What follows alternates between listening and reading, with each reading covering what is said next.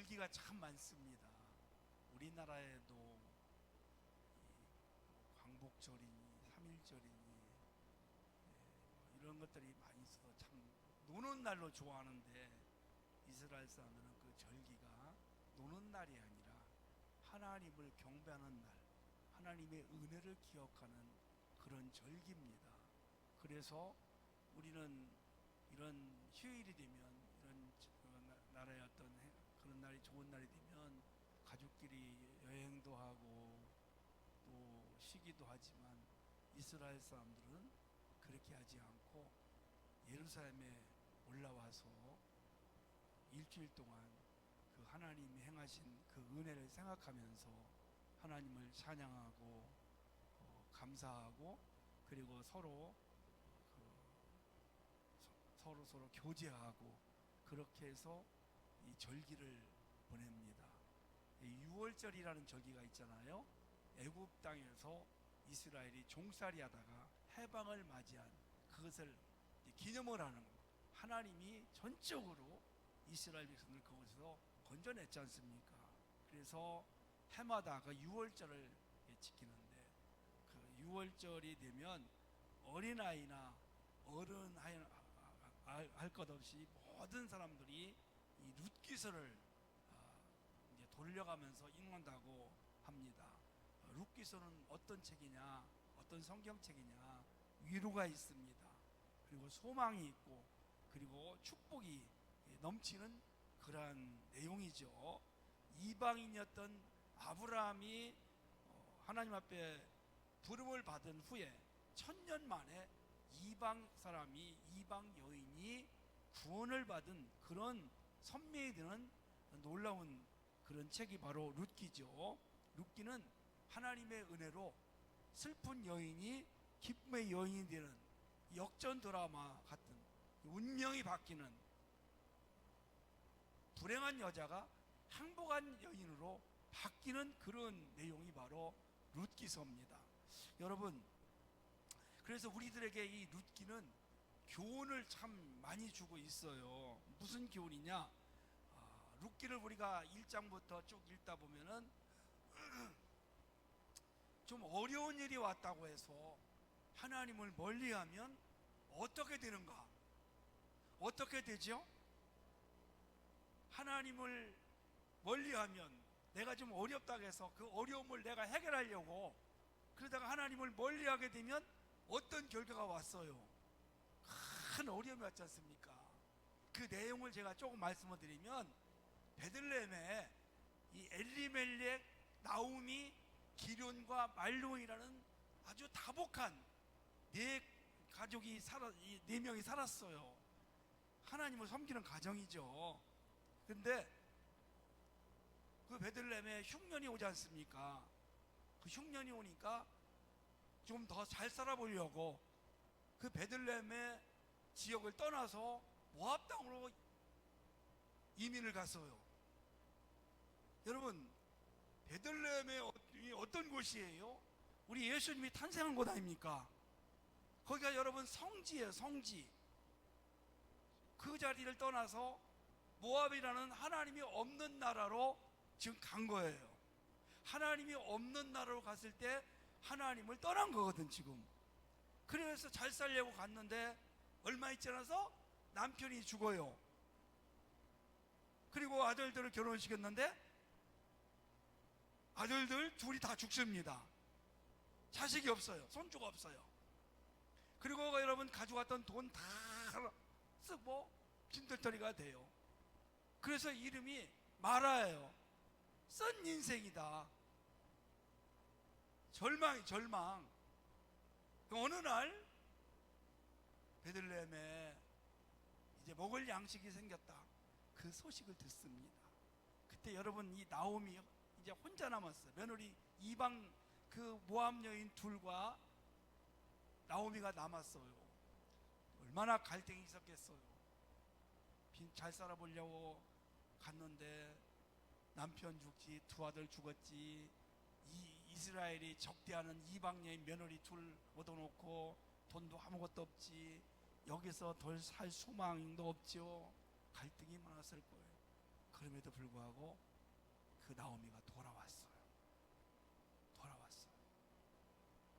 며느리 한 사람은 거기 머물고 한 사람 룻은 시어머니를 따라서 이방 땅에 온 거예요.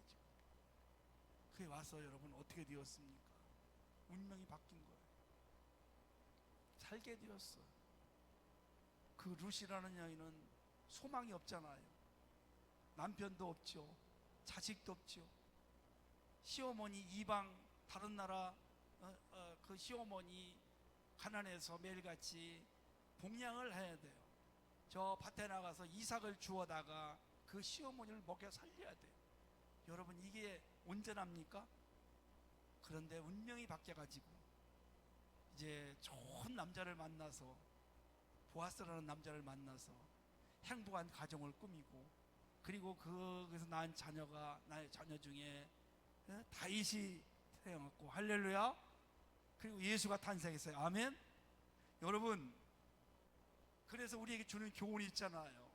어려움이 오더라도 절대 하나님을 멀리하지 말자. 잠깐은 좋을 수 있어요. 잠깐은 해결될 수 있어요. 그러나 결국은 빈손입니다. 남는 게 없어요. 후회스러운 거. 그리고 천부의 의지 없어서 돌아오면 살아요. 아멘. 그래서 여러분 이 라인 하나가, 이 선 하나가 굉장히 중요한 겁니다. 이 선 하나가 얼마나 중요한지 몰라요. 중국에 가면 도문이라는 데가 있어요. 도문에 가면 그 두만강 다리가 있거든요. 그 두만강 다리 가운데 라인 하나가 딱 쳐 있어요. 선 하나가 있어요. 여기는 중국, 여기는 북한이. 우리가 이렇게 가면 중국의 공안들이 총을 들고 딱 따라와요. 그래서 중국에서 북한을 넘어가면 따당 당기는 거예요. 죽는 거예요. 그 라인 하나가 북한과 중국이에요. 너무 달라요. 우리도 그렇지 않습니까 여러분? 38선 그 휴전선 그 선 하나가 너무 다르잖아요. 어떤 분이 그런 얘기를 하시더라고요. 북한에 한번 가보고 싶다. 그럼 가보십시오. 거기 한번 넘어가 보십시오. 우리와 너무너무 다른 세상이. 저는 한번 갈 기회를 놓쳤는데 그때 제가 부산 통성안교회 제자훈련한다고 해가지고 그때 우리 노예에서 북한에 관광 갈 때 금강산인가 2박 3일씩 다닐 때 그때 저는 부산에 그 제자훈련 때문에 못 갔거든요. 근데 갔다 오신 분들이 참 좋았다고 후회거든요. 그래서 못 갔어요. 이제 가보면 여러분 우리하고 너무나 다르잖아요. 사상이 다르고 가치관이 다르고 문화가 다르고 한 민족인데 몇십 년 갈라지다 보니까 너무 다른 거예요. 여러분 그곳에는 자유가 없어요. 우리는 너무 자유가 많아요. 그것은 너무나 가난해요. 우리는 너무나 부자예요. 지금 너무나 부자입니다. 너무 잘 사는 나라입니다. 너무 달라요. 그 선 하나가, 라인 하나가, 그곳에는 마음껏 자기가 믿고 싶은 종교를 못 믿어요. 우리는 아무 종교를 믿어도 누가 뭐라 하지 않습니다. 내가 하고 싶은 일을 다 할 수 있습니다. 그 라인 하나가 이렇게 중요한 거예요. 여러분 그 라인 하나가, 선 하나가 이쪽에서는 생명인데 저쪽에서는 죽음이에요. 이쪽에서는 행복인데 그 선 하나에 넣으면 불행입니다. 그 라인 하나가 너무 여러분 이걸 뭘 상징합니까? 예수님 안과 예수님 밖이 다르다는 거예요. 선 하나예요. 선. 정말 중요합니다. 한 발자국 넘어가는 것과 있는 것과는, 교회 밖을 넘어가는 것과 믿음의 밖을 넘어가는 것과 안에 있는 것은 너무너무 다르더라고요. 생명이냐 사망이냐 여러분. 그렇기 때문에 룻기를 통해서 우리에게 주는 교훈이 뭐냐? 하나님을 멀리하지 말자는 겁니다. 어려울 때 여러분 하나님을 멀리해서 내가 어떤 문제를 해결하려고 절대 하지 않기를 원합니다. 그럴수록 꼬입니다. 처음에는 잘 될 것 같아요. 그러나 나중에 오래되면은 멀지 않아서 다 부여하게 됩니다. 인생의 모든 문제는, 인생의 행복은, 영원한 생명은 예수 안에 있습니다.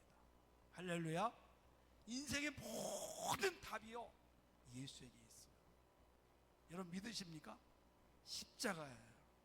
예수님 붙잡으면, 예수님 가까이 하면 우리는 살 수 있어요. 가난한 자가 부유하게 됩니다. 아멘. 약한 자가 강한 자가 됩니다. 없는 자가 있게 되는 것이고, 병든 자가 치유받게 되시고, 죽음이 생명, 영생으로 바뀌는 그런 놀라운 일이 바로 예수 안에 있다는 것이죠. 사랑하는 여러분, 우리는요 하루하루 내일 일을 몰라요. 오늘 하루를 살아가지만 내일 일을 모르는 존재들입니다. 어떤 일을 만날지, 어떤 일이 날지 아무도 모르고, 그래서 우리는 때로 믿음을 가졌어도 실패할 수가 있고 절망할 수가 있어요. 여러분, 그때마다 우리는 절대 좌절할 일이 아니에요. 실패가 끝난 게 아닙니다. 나는 이제 실패했어, 나는 이제 끝났어. 여러분, 그것이 아니에요. 실패하면 다시 일어날 수 있어요. 예수 안에서는요 제2의 제3의 기회를 주시고, 성경에 보면 이렇게 절망적인 사람들이 예수 안에서 실패했는데, 절망했는데 다시 믿음으로 일어난 거예요. 그러면 살아나는 겁니다. 할렐루야. 아까 우리 영상을 봤는데요, 날 때부터 소아마비로 얼마나 여러분 절망이겠어요. 애들이 얼마나 놀려요, 어릴 때. 그리고 부모님들도 걱정스러워하고 혼자 살기가 쉽지 않은 그런 옛날의 시대에서, 지금은 참 좋은 세상이지만 그렇잖아요. 여러분, 미국에 32대 대통령이 있어요. 루즈벨트 대통령입니다. 이 사람도 소아마비 환자예요. 그런데 하나님을 정말 가까이 하고 의지하고 믿고 기도했을 때 운명이 바뀌어요. 대통령이 됐어요. 한 번이 아니에요. 3번을 연속해서 대통령이 돼요. 여러분, 이 기적 아닙니까? 미국의 경제 대공황을 해결한 경제 대통령. 4번째까지 됐는데, 그때 아마 제가 자세히 모르지만 하다가 돌아가셨는지, 하여튼 3번 연임을 한 걸 제가 확신합니다. 그런 절망을 예수 안에서 이겨내가지고, 한 번도 미국 대통령 하기가 어려운데 연속해서 3번이나 대통령이 된 그런 위대한 대통령을 남게 되죠. 아인슈타인, 사람들이 유명한 훌륭한 과학자로만 인식을 하지 그가 지진하였다고는 생각하지 않아요. 에디슨, 초등학교 3학년 때 초등학교 중퇴를 합니다.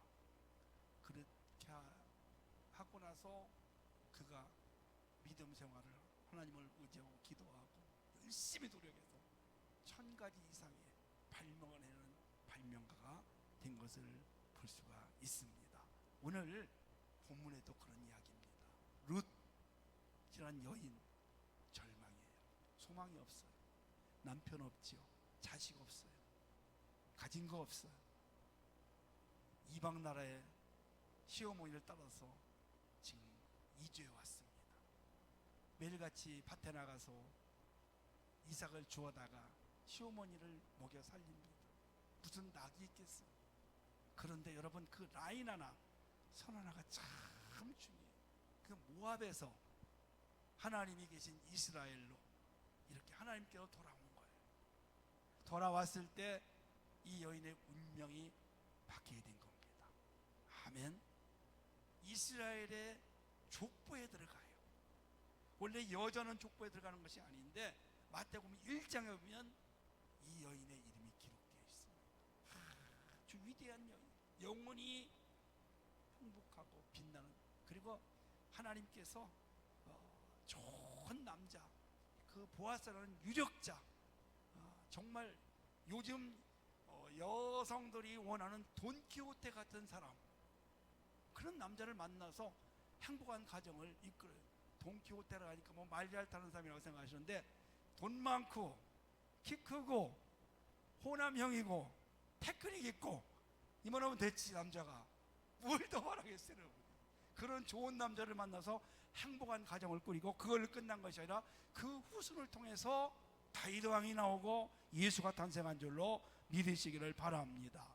오늘 말이죠, 룻기 3장 1절에 보니까 룻의 시어머니 나오미가 룻을 불렀어요. 그리고 뭔가 지금 아주 중요한 말을 합니다. 이런 말을 합니다. 내 딸아, 내가 너를 위하여 안식한 곳을 구하여 너를 복되게 해야 하지 않겠느냐, 이렇게 말을 합니다.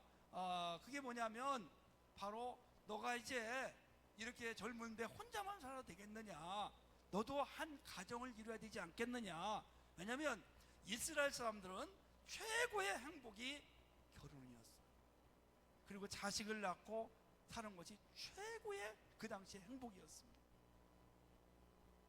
시어머니가 이제 이 나오미 시어머니가 룻을 결혼시키려고 하는 거예요. 그래서 2절 보니까 내가 함께하던 하녀들을 둔 보아스는 우리의 친족이 아니냐, 보라 그 오늘 타작마당에서 보리를 까불리라. 이 보아스를 염두에 대서 자기 친척이에요. 그리고 이 보아스를 통해서 이제 다시 가정이, 그 가문이 회복이 돼야 돼요. 지금요. 자, 타작마당에서 보리를 까불 때, 이 타작마당, 이스라엘은 옛날에도 우리도 그렇지만 마당에서 보리나 이 벼를 막 타작을 하지 않습니까? 근데 굉장히 덥잖아요. 네? 그게 밤늦게까지 할 때가 있거든요. 그래서 이 사람들이 거기서 타작을 하고, 그리고 거기서 저녁을 먹고 거기서 잠을, 임시 텐트를 만들어가지고 거기서 자는 거예요. 지금 남자가 보아스를 이제 마음에 둔 거예요. 그런데 보십시오 여러분, 어떻게 시어머니가 며느리에게 이제 방법을 알려주는데, 3절을 보면 너는 목욕하고 기름을 바르고 의복을 입고 타작마당에 내려가서 그 사람이 먹고 마시기를 다기까지 그게 보이지 말고, 그렇게 말하고 있어요. 자, 어떤 방법으로? 첫째가요, 목욕하고. 이 말은 너는 이제 이방 여인의 모든 것들을 다 벗어라. 이 결혼식을 하는 전날에, 그날의 신부 모습 같아요. 목욕하고. 이 말은 죄를 씻으라는 겁니다. 세상의 풍습을 버리라는 거예요. 이제는 이방 나라의 풍습을 버리라는 거예요. 죄를 씻고 기름을 바르고, 이 기름이 뭘 상징하며? 성령입니다. 은혜를 받고 성령 충만하고, 그리고 의복을 입고 새 옷을 입어야 돼요. 그리스도의 옷. 신부가 목욕하고 얼굴을 단장하고 그리고 드레스를 입고 새 옷을 입는 것처럼 그런 모습을 하고, 한마디로 해서 아름다운 모습으로 보아스에게 나아가라. 이렇게 이제 시어머니가 지금 준비를 시키는데, 그리고 또 4절 보니까 너는 누울 때에, 그가 누울 때에, 보아스가 누울 때 너는 그가 눕는 곳을 알았다가 걸어가서 거기서 발치 이불 들고 거기 누우라. 그가 내 할 일을 내게 알게 하리니. 이렇게 말하고 있어요. 여러분, 여기 그 4절에 보니까 이불을 들고 거기 누우라. 이불을 그 당시에는 우리가 덮는 그런 이불이라는 관념보다는 겉옷이에요. 여러분, 이스라엘 사람들은 낮에는 더워요. 그러니까 낮에 옷을 이제 겉옷을 가지고 있다가 더우니까 벗고 있다가 밤이 되면 날씨가 급격히 추운 데가 바로 팔레스타인 지역입니다. 그러면 이불 대신에 임시 텐트에서 자기 겉옷을 이불로 사용하는 거예요. 그게 이제 겉옷으로 들어가라는 거예요. 여러분, 이게 말이 안 되는 거예요. 이게 이러면 불륜녀가 될 수가 있고 큰일 날 수 있어요. 이게 룻으로서는 이해할 수가 없는 거예요. 자, 그런데 보십시오. 제가 여러분에게 오늘 본문에서 중요한 핵심을 말씀드리고 싶습니다. 자, 5절 말씀 한번 볼까요? 룻이 시어머니에게 이르되 어머니의 말씀대로 내가 다 행하리이다 아니라. 여러분, 어머니가 지금 룻에게 요구하는 것은, 이거는 있을 수가 없는 일이에요. 어떻게 모르는 남자에게 이불 속에 들어갈 수가 있겠어요? 밤중에 잠을 자고 있는데. 그러다가 여러분, 무슨 일이 생기면 어떡합니까? 그런데 룻은 시어머니 말을 100% 순종을 하고 믿었어요. 룻은요 시어머니를 신뢰하는 거예요. 시어머니의 말이라면 100% 믿는 거예요. 아멘. 그렇기 때문에 모압 땅에서 아무것도 없는 빈손진 소망이 없는 그 나오미를 따라서 이스라엘 땅으로 온 거예요. 시어머니를 신뢰하고 믿는 거예요. 할렐루야. 사랑하는 여러분, 우리 예수님의 말씀을, 주님의 말씀을, 하나님의 말씀을 정말 믿고 신뢰하고 그분을 사랑하십니까? 여러분, 그렇다면 하나님의 말씀을 우리가 믿고 순종하십시다. 내 상황이 내 모습을 보고 견주고 비교하는 것이 아니에요. 여러분, 어떤 상황에서도 하나님 말씀을 믿고 순종하고 나아가면 기적이 일어납니다. 성경은 그런 사람들의 기록이에요. 얼마나 많은 순종에 대한 이야기가 나와 있어요. 지금 나만 장군이 이해가 안 됐지만 요단강에 몸을 7번 씻으라 할 때 제자들의 말을 듣고 종들의 말을 듣고 들어갔을 때 나병이 문둥병이 나았어. 가나 혼인잔치에서 한창 겨울 때 포도주가 떨어졌을 때 예수님의 어머니 마리아가 하인들에게 예수께서 무슨 말씀을 하시는지 그대로 하라겠어요. 예수님 뭐라고 말씀했습니까? 저 돌 항아리에다가 아구까지 물을 채워라. 하인들이 그렇게 하고 그리고 떠다 주라고 했어. 연회장에게. 그렇게 순종했을 때 그 물이 포도주가 됐어. 지금보다 더 전에보다 맛있는 포도주가 된 줄로 믿으시기 바랍니다. 여러분, 노아가 방주를 만들 때 120년을 만들어요. 한 번도 비가 오지 않았어. 앞으로 홍수가 날 건데 너는 배를 만들어라. 하나님이 주신 설계도를 가지고 120년이나 만들어요. 여러분, 얼마나 조롱을 당했겠어요. 얼마나 이해가 안 됐겠어요. 그래도 노아는 하나님 말씀에 그대로 다 행한 줄로 믿으시기를 바랍니다. 다 준행하였더라 그랬어요. 하나님이 하라는 대로 하신 거예요. 여러분, 이 순종이라는 것은요 고통이 따라요. 나에게 힘든 일이 와요. 그래서 못하는 거예요. 혹시 손해볼까? 이거 순종했다가 잘못되진 않을까? 혹시 내가 망하진 않을까? 여러분, 주님의 말씀에 순종하면 망하는 것이 아니라 다시 일어나고 다시 응할 줄로 믿으시기를 바랍니다. 순종은 고통이 따라요. 그래서 순종을 못하는 거거든요. 제가 여러분에게 물어볼게요. 사람의 뼈가 몇 개예요? 여자분들 아이 낳으신 분들은 다 아실 텐데, 아니 내 뼈도 몇 개인지 몰라요? 뼈 한 개예요? 아니잖아요. 내 몸의 뼈가 206개예요. 아이들은 보통 270개라고 하더라고요. 이제 커가면서 이게 줄어가지고 붙여진다는데, 여러분, 여자분들이 해산의 고통, 여러분 얼마나 힘듭니까? 힘들 때 다 그런 얘기 한다고 그러잖아요. 내가 다시는 애 낳지 않는다. 남자들은 평생 겪어보지 못한 거예요. 그래서 여자는 약해도 어머니는 강하다는 거예요. 그 해산의 고통 때문에 다시는 애기 안 낳는다고. 그리고 나서 여러분 아이를 낳으면 얼마나 기쁘고 좋습니까? 그것 때문에 둘을 낳고 셋을 낳고 다섯을 낳고 열을 낳고 날 때까지 낳는 거예요. 여러분은 아니신 것 같은데 그런 분이 있습니다. 고통이 있어도 그 다음에 순종하면 고통이 있어도 그 다음에 기쁨이 있기 때문에 순종을 하는 거예요. 자, 6절 말씀, 그가 다장마당으로 내려가서 시어머니의 명령대로 하니라. 다 아니라 명령대로 다 아니라 하나님의 역사를 이루고 정말 복된 인생이 되는 비결은 첫째가 유익이 없고 이해가 안 되어도 하나님 말씀이라면 내가 아멘하고 순종하고 그렇게 살아가는 것입니다.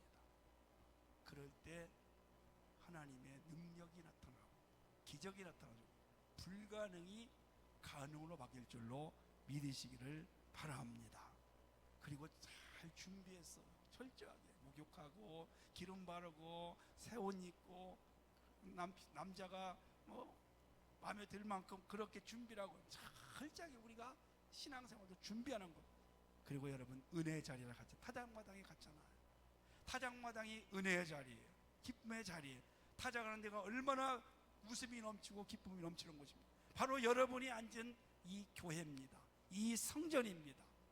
여러분, 이 자리에서 오늘 룻이 보아스를 만나서 아름다운 가정을 이룬 것처럼 이 자리가 여러분 주님을 만나는 자리, 주님의 은혜를 체험하는 자리, 여러분의 인생이 바뀌는 그러한 축복의 자리가 되시기를 예수님의 이름으로 축원합니다.